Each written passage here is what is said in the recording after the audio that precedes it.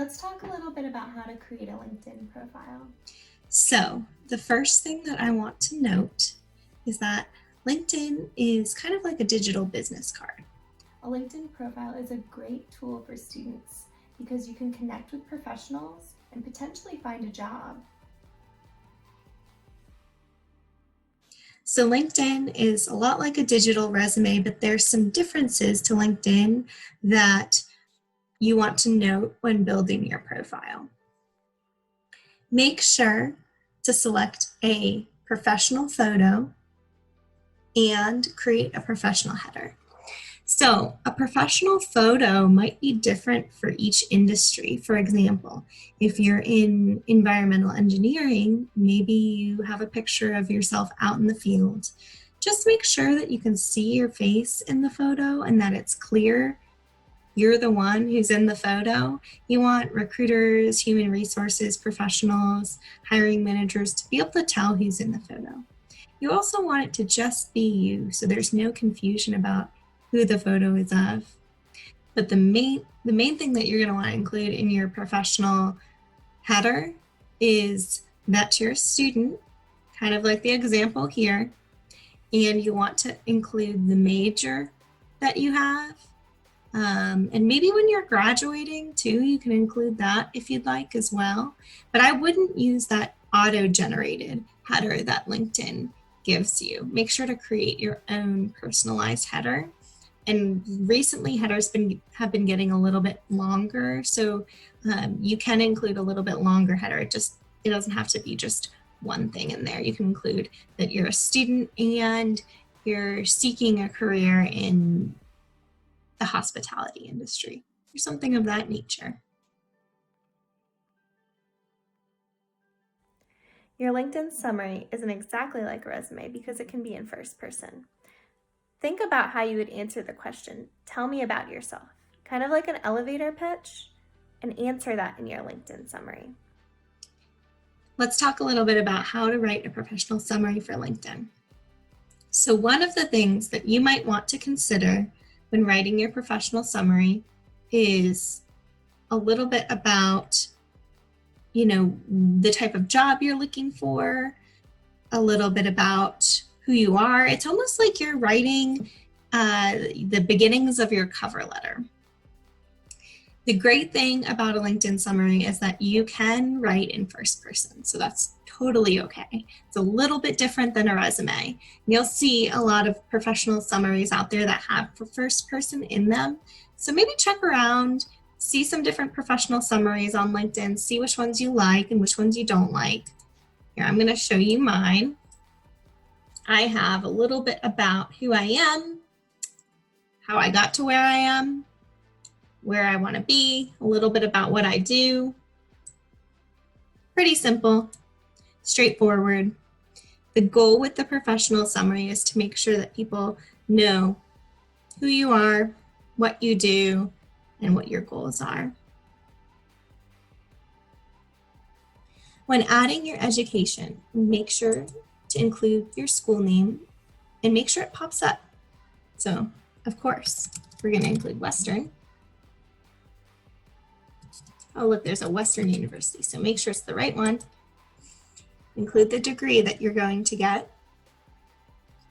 Include when you expect to graduate. You can include activities or societies that you're in. Maybe you're in a fraternity or sorority. You could add in that you're in band, anything that you feel might be applicable. You can also add a short description about your goals as a student. And then you can save it. If you hit this button here, it notifies your network that you're updating your profile. Now this is going to be the most important part since you're a student. So really dig in there and think about what you want to add to create a strong digital brand. Check out our digital branding webinar if you haven't checked that out. That is also on the CCPD YouTube page. So when you're going in and you're adding your experience for a student, there's a lot that you can add. That's the great thing about LinkedIn, is that they recently came up with new sections on the LinkedIn main page. So let's open that up and take a look at it. Okay. So you're ready to add your information on LinkedIn. Look at all these sections that you can add to now. Let me note, under the accomplishments section, you can add languages. You can add organizations that you're a part of, if you're a part of any professional organizations. You can add honors and awards. So if you wanted to include that you're on the honors roll and maybe include your GPA, that might be a good place to include it. You can include projects that you've worked on in your school. So make sure that they're a fit and that that's something you really feel comfortable displaying. But you can add some projects, PowerPoints, you can add papers or publications. There's a couple different examples there. You can also add courses, which is great for branding your resume and highlighting some of that key experience that you gained in class that maybe you don't have in an internship or job experience, but you want employers to know that you have that experience. I'm thinking financial classes. I'm thinking, if there's certain classes in your business that you want to include, any specific things for your industry that makes sense to include. Include the course name. You don't have to include the number. And then you'll highlight that it's included with that school, whatever the school was that you were at. So include the course name and information. You can add multiple courses too.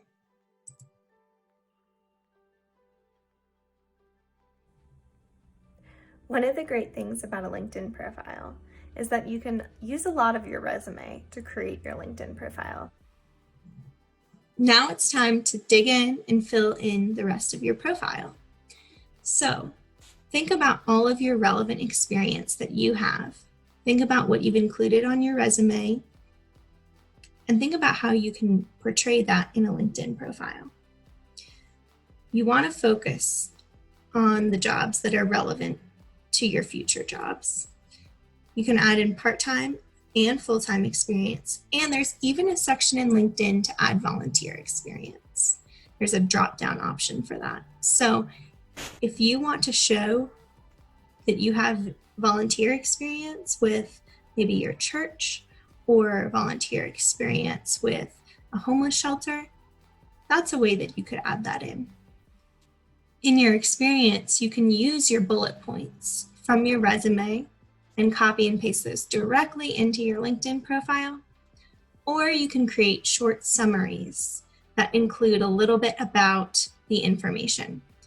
Like I said, LinkedIn's a little bit different than your resume, so it's okay to have some short summaries.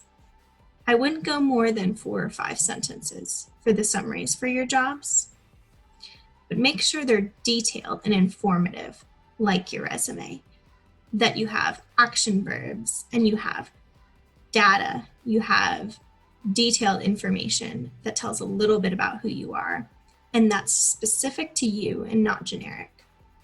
You can also add in experience from internships. And when you add that experience from internships, it even gives you an option to add projects that you did at the internship. So you can either add a link to a website that you worked on while you were an intern. You can upload a project, that could be a PDF or a PowerPoint. You can upload a paper that you wrote that directly relates to your job that you maybe did while you were there. You can use that as an option to create a portfolio for your work. So now it's time to create your own unique URL for LinkedIn. And the reason that you want to do that is because 1, it makes it easier to put onto your resume. And 2, it makes it easier to link off to it anywhere else or for people to find you. So let's look at how to create your own unique URL.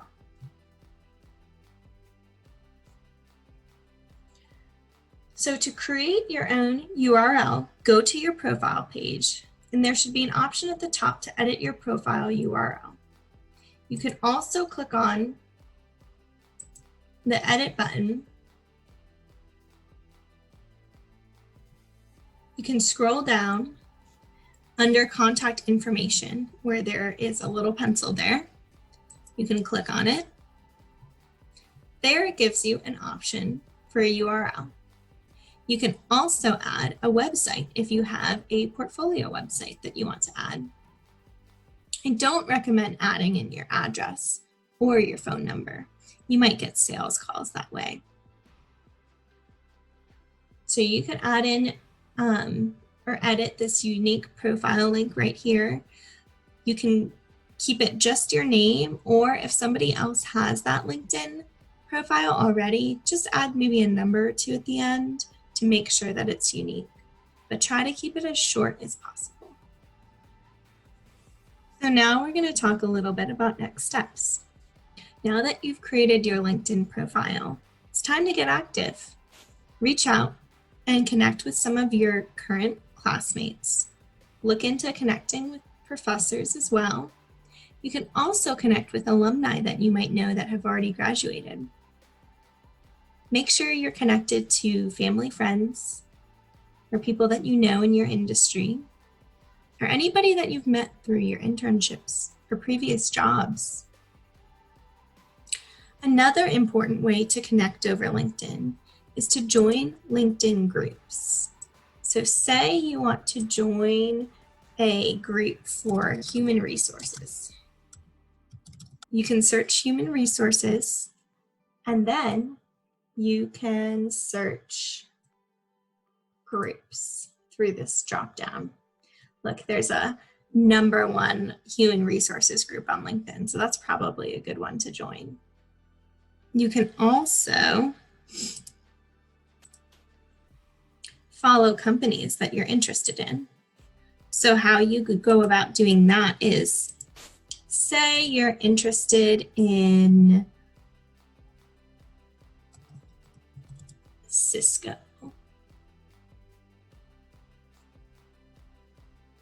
Search the company that you're interested in and hit follow. That way you'll get news updates from the company. You might even hear about job postings that way too. So I highly recommend that you go in and follow all of the companies that you're interested in learning more about. So that's a little bit about LinkedIn. We hope this is helpful to know where to start in creating your LinkedIn profile.